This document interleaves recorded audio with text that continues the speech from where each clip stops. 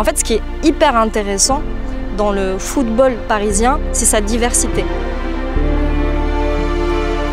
Nous, on encourage les plus jeunes, elles nous voient jouer dans les stades, elles nous voient jouer dans les quartiers. Et l'idée, c'est de leur montrer que le football, c'est aussi pour elles. Notre mouvement, c'est plein de filles badass. Notre mouvement, il est sans limite. Je m'appelle Lisa Zimouche, je viens de Paris et je fais du football freestyle. Quand j'ai commencé à toucher le ballon à Paris, j'ai commencé donc dans les City Stades, j'avais 6-7 ans.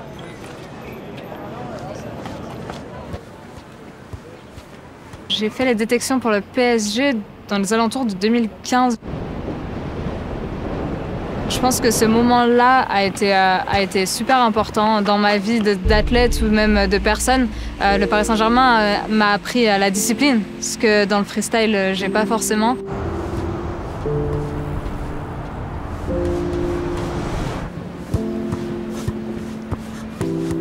Je suis partie du Paris Saint-Germain parce que je sentais que ma passion pour le freestyle prenait vraiment le dessus.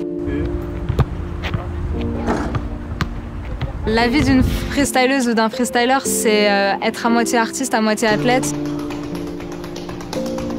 Je pense que la touche que les freestylers parisiens ont, toujours tous mélangés avec la culture urbaine en général de Paris. Et du coup, quand on arrive à des événements, on a un peu cette culture urbaine parisienne en général qui est en nous et qu'on amène dans les compétitions internationales.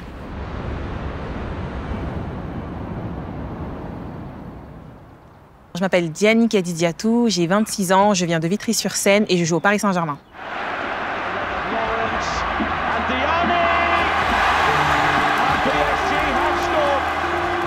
J'ai commencé à jouer au football, j'avais 9 ans. Je pense que pour la progression d'une fille, il est mieux de jouer avec des garçons quand on est jeune, parce que ça nous forge un caractère sur le terrain. Un conseil que je donnerais aux petites filles qui souhaiteraient devenir footballeuses, c'est tout d'abord de ne jamais rien lâcher. Parfois, c'est compliqué d'atteindre ses rêves, ses objectifs, mais avec les sacrifices, au final, on est toujours récompensé. Donc je leur dirais de toujours persévérer. Je m'appelle Lorina Fazer, je viens d'Argenteuil et je joue au Paris Saint-Germain. J'ai toujours porté les maillots du PSG. On a la chance d'avoir des ultras qui nous soutiennent, même quand on est en déplacement. Enfin, ils essayent de venir des fois. Et on a eu cette chance-là de pouvoir les voir et de voir qu'ils sont derrière nous. C'est magique, quoi. Oui, c'est vrai que lors de la dernière journée de championnat, on a été accueillis au stade Jean-Bouin par les supporters, parce qu'ils savaient que c'était le dernier match et qu'il fallait absolument avoir la victoire pour être championne.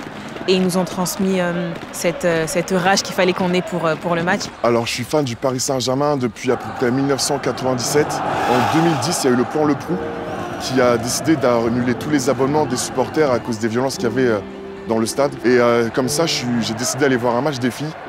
Et ça m'a plu. C'était mon équipe, c'était le Paris Saint-Germain. On peut dire qu'on a la meilleure ambiance de foot féminin au monde. Ouais.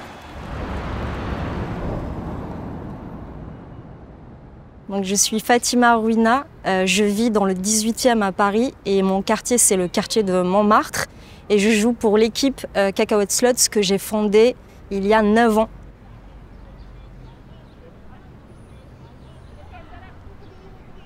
J'ai très vite compris que ça allait au-delà du foot. Que le fait de se retrouver juste entre femmes, le fait de pouvoir s'exprimer librement entre nous, le fait de pouvoir s'approprier un terrain qui est plutôt qu'avec des garçons, et de quand même le faire.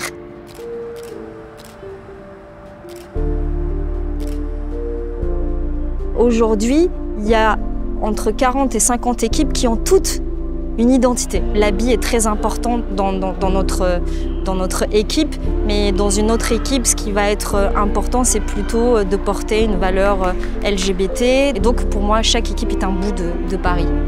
Je pense vraiment que c'est le football de demain, en tout cas, et notre sport, il est plus fort que jamais. Bonjour, je m'appelle Envila et là je soutiens les hijabeuses. On est une association et on se bat pour que le voile soit intégré dans tous les terrains de foot. On intègre tout le monde, ça veut dire des voilés, des non-voilés, des musulmans, des non-musulmans, tous les genres et toutes les personnes.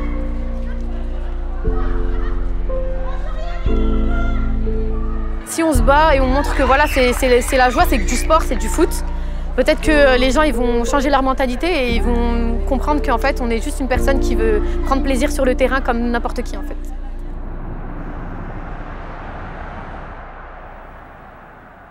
Je suis Laura Georges, je suis de Versailles et je suis actuellement secrétaire générale de la Fédération française de football.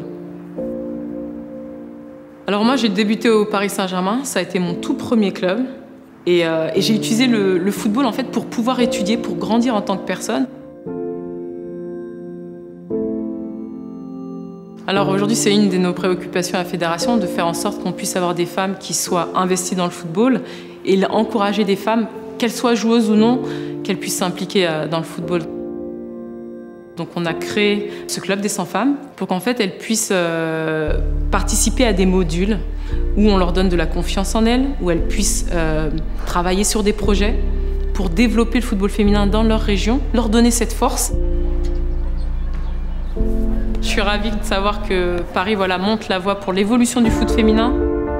Moi, je pense que l'avenir du football féminin à Paris, c'est aussi la jeunesse parisienne qui est là, qui regarde ce qui se passe aujourd'hui avec les petits yeux qui brillent. Et je pense que cette jeunesse-là, elle peut aussi faire que Paris devienne encore plus grand demain.